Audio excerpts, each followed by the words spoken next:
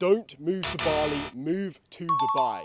There are so many people that make $5,000 a month, $10,000 a month, and then they move to some shithole like Bali, Thailand, Vietnam, doesn't matter where, but you know what I'm talking about. They move there and they're living like a king and they feel like they've made it, but they're only earning $5,000 or $10,000 profit per month. They're broke. Don't do that. I didn't do that when I started to earn really good money. I moved to Dubai. That's where we are right now. You can see Marina over there. Right now we're on the Palm. Literally $20-30 million of houses right behind us, right? The reason why I moved to Dubai is because here I'm a small fish in a big pond. And this way, I constantly reassess my perspective and constantly push further and further and further forward. If I feel like I'm the biggest G in the entire world, one, my ego is going to explode and I'm going to feel bigger and bigger and bigger and bigger. But number two is like, I'm just not going to want to push harder and harder and harder. Right now we're living in a $7 million mansion, which we're paying $25,000 a month for. But look right behind us, this house, easily 2.5, 3 times the value of our house. This house would be $75,000 a month to rent, right? And this house isn't even the nicest one here. There's another one over there that's like $30-40 million. There's one at the end that's probably about $50 million. Okay, so this constantly resets my perspective on money and wants me and pushes me to earn more and more money. If you're living in Bali and you're earning $5,000 a month and you're living like a fucking king, what is the incentive to earn more money? What is the incentive to do it? Where's your perspective at? You're just as broke as everyone else surrounded by you, right? There's no point to be a big fish in a small pond because you're always just going to grow to that size. There's nowhere for you to grow. If you're a small fish in a very large pond, then you're always going to be able to grow. You're going to be able to network with actually rich people. Like, it's so fucking stupid to go to Bali or something like this because you're just limiting yourself and you're limiting your perspective on life. If you actually want to earn millions and millions and millions of dollars each and every single year, you need to go to a place where you're surrounded by wealth, where you constantly see the wealth, so you believe that it is humanly possible to reach that level of wealth. That's why places like Dubai, even places like New York, Miami, maybe LA, big cities like this, where you are constantly surrounded by wealth and you see rich people constantly around you, and you're broke. Even if you're earning 50k a month here in Dubai, realistically, you're kind of fucking broke. Like you are. Like a good house here, and a good house or a good apartment, it's $25,000 a month, right? Just is. So if you're earning 50 and spending 25 on rent, fuck, that's quite a lot of fucking money on rent. That's too much on rent. So you're broke. You're broke, and that's not even the best places in the city. So if you actually want to earn money, you actually want to push your life forward, do not move to Bali.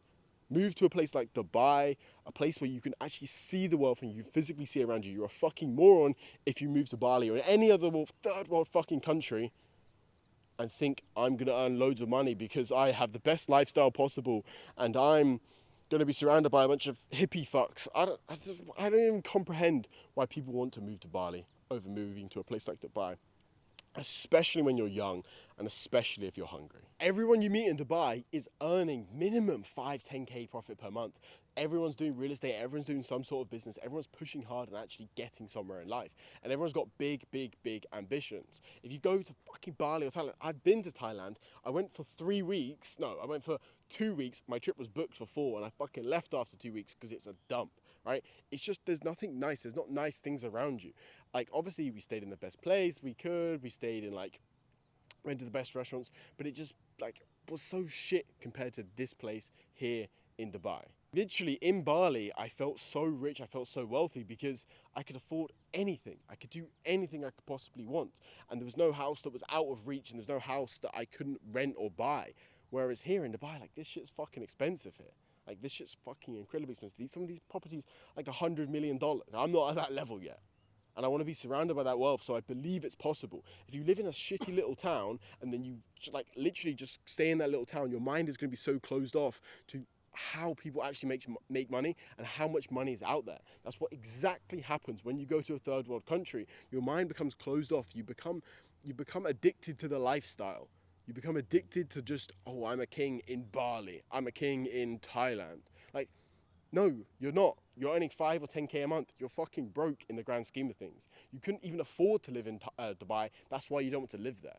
Right? A lot of people say they prefer the lifestyle in a third world country like that because of the weather or the people or some bullshit like this.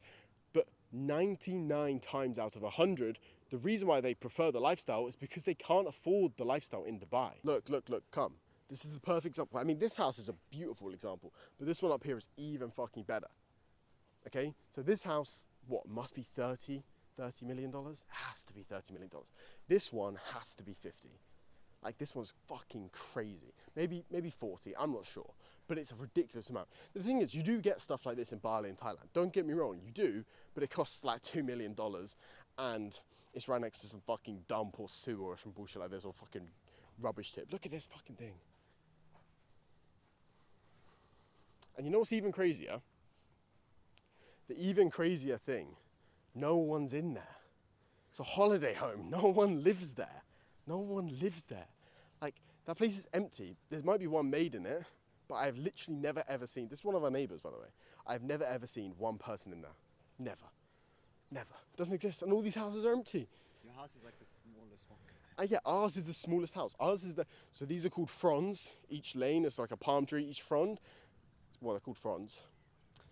Ours is probably the 5th shittest house on the frond. And it's $7 million. And Palm Jumeirah, which is where we are, isn't even the best place in Dubai for houses. It's called Emirates Hills. That's way more prestigious, way more expensive. Like there, it's like minimum $10 million to get a house. It's like, you do not have this in anywhere else in the entire world. Maybe in America, some places, but like pretty much everywhere else, you do not have this level of wealth. And this just pushes you to work so much harder, because if you've got the best house in Bali, cool, you've got the best house, but it's in Bali. Right, if you got the best house here in Dubai, like fuck me, you got like literally the best house in the entire fucking world, the most expensive house in the entire world. So if you move to Bali or Thailand, the way I look at it is like you're settling that you can't make that money.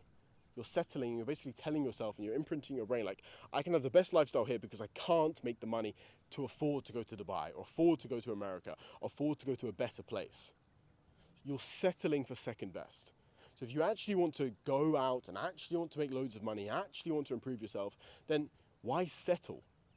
Why settle?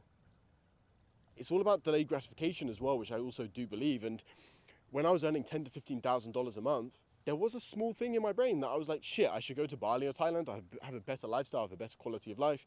But then I knew that I should eat shit now, because that is going to put the correct mindset into myself to push me forward in the future.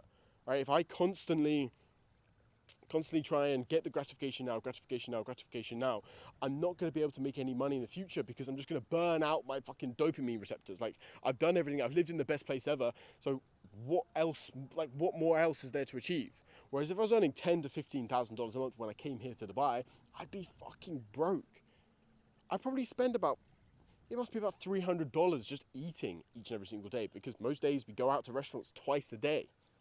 It's like, there's nowhere else, and there's nothing that compares to just really putting yourself in a position where you have to make the money in order to have a good lifestyle. When I was earning $10,000 to $15,000 a month, I was living in a dump, a shithole 1-bedroom apartment in the Midlands, middle of England, and it was fucking shit. But I did that to delay my gratification, even though I could have gone to Thailand and Bali and lived like a king. Don't do that. I urge you not to do that, because you will fuck up and you won't make fucking cash, and you'll be a loser for the rest of your life. If you like this video, then like this video, make sure you subscribe, and remember, boys, don't go to Bali or Thailand or any third world country, come to Dubai.